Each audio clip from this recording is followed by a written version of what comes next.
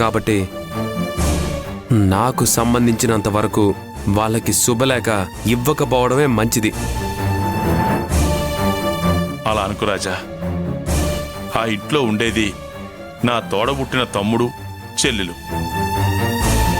వాడికి శుభలేఖ ఇవ్వకపోతే నలుగురు 4 విధాలుగా అనుకుంటారు నాన్న. మనం వెళ్ళి శుభలేఖ ఇద్దాం. రావడం రాకపోవడం వాళ్ళిష్టం. మీ పిన్ని మంజుల వస్తే చాలు. వాళ్ళెన్ని ప్రయత్నాలు చేసినా మన పెళ్లి ఆపలేరండి. ఏం జరిగినా నేను చూసుకుంటాను. మనకి మంజులా మేడం పెళ్లికి రావడం ముఖ్యం. మేడం కోసమైనా వెళ్ళి ఆ ఇంటికి శుభలేఖ ఇవ్వండి.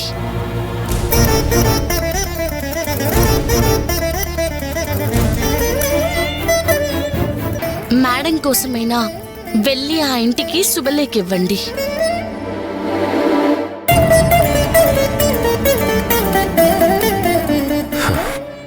సరే.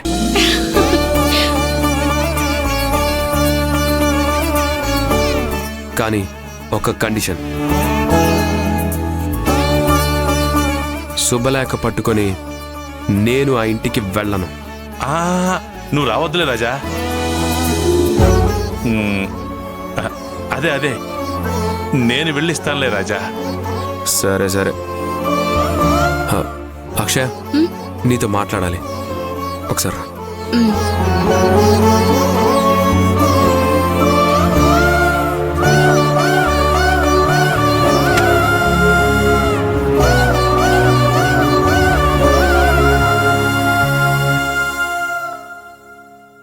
అమ్మా అక్షయ, ఇక్కడ ఒప్పుకున్నట్టే ఒప్పుకుని మళ్ళీ మెలికి పెడతాడేమో. నువ్వే వాడి మనసు మారకుండా చూసుకోవాలి. అలాగే అమ్మమ్మ. వెళ్ళు.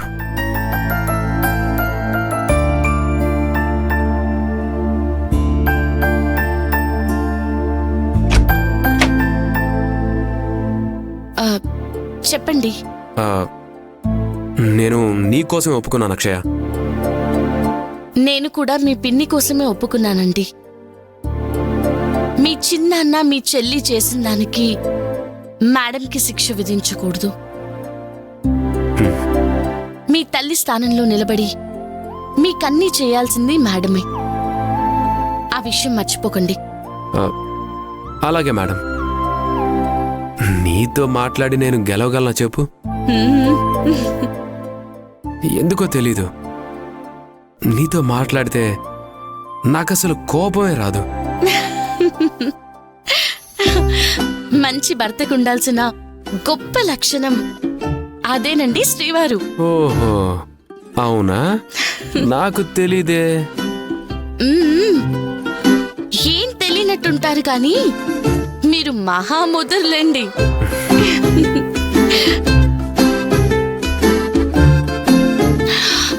ఇప్పుడెందుకు దగ్గరకు వస్తున్నారు? మేడం మనసులో ఏముందో చూద్దామని. కళ్ళల్లో కళ్ళు పెట్టి చూస్తే సరిపోతుంది కదా బాస్. ఇలా దగ్గరకొచ్చి చూస్తే కనబడుతుందా ఏంటి? మగాడు మనసు పెట్టి చూడాలే గాని మగువ మనసులో ఏముందో ఇట్టే కనపడుతుంది అమ్మాయి గారు.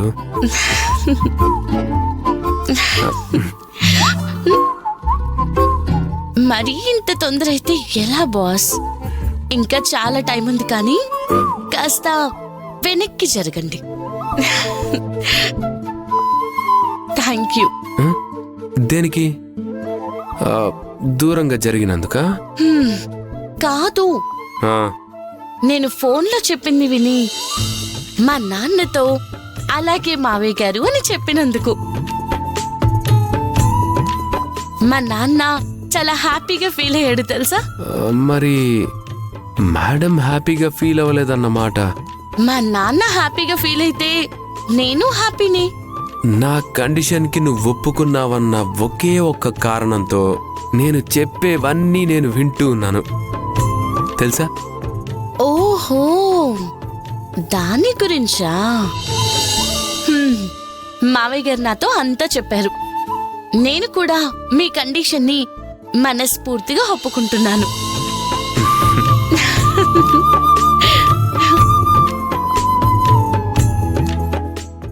Okay.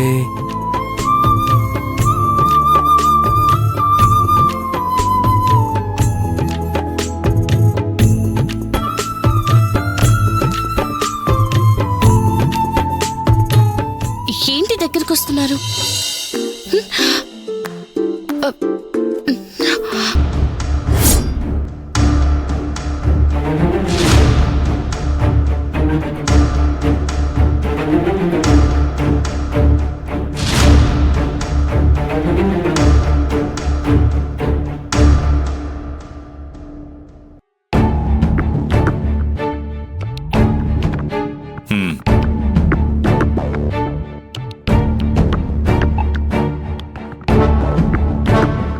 Daddy daddy daddy daddy ఏంటమ్మా? ఆ పిసనారోడి నాన్న వాడి చెల్లెలు శ్రావణి వెడ్డింగ్ కార్డ్ తీసుకుని మన ఇంటికి వస్తున్నారు. అవునా? అవును డాడీ, పదండి వెళ్దాం. హ. తొందరగా వెళ్దాం. పద.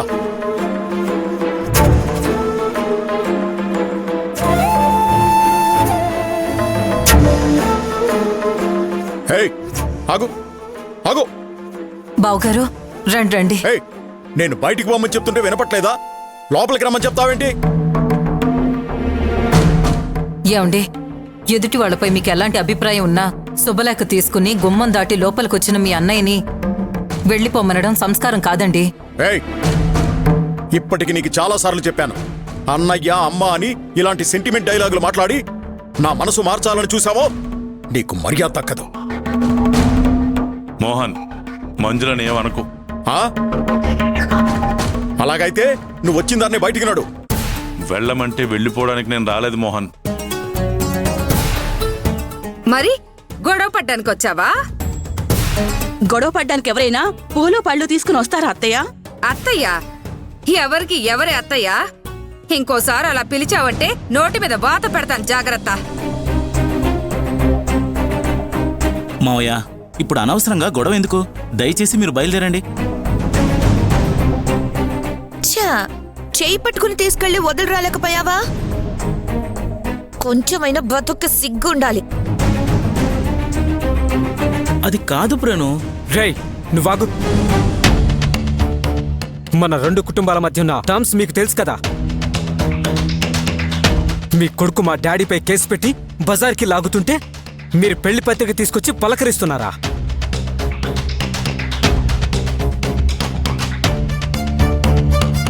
రాఘవ, నువ్వు అన్నట్టు మన రెండు కుటుంబాల మధ్య గొడవలు ఉన్న మాట వాస్తవమే, కానీ అవి కోర్టు వరకే పరిమితం. ఇప్పుడు నేను వచ్చింది ఒక కుటుంబం పెద్దగా నా కొడుకు పెళ్లికి శుభలేఖనిచ్చి మిమ్మల్ని ఆహ్వానించడానికి.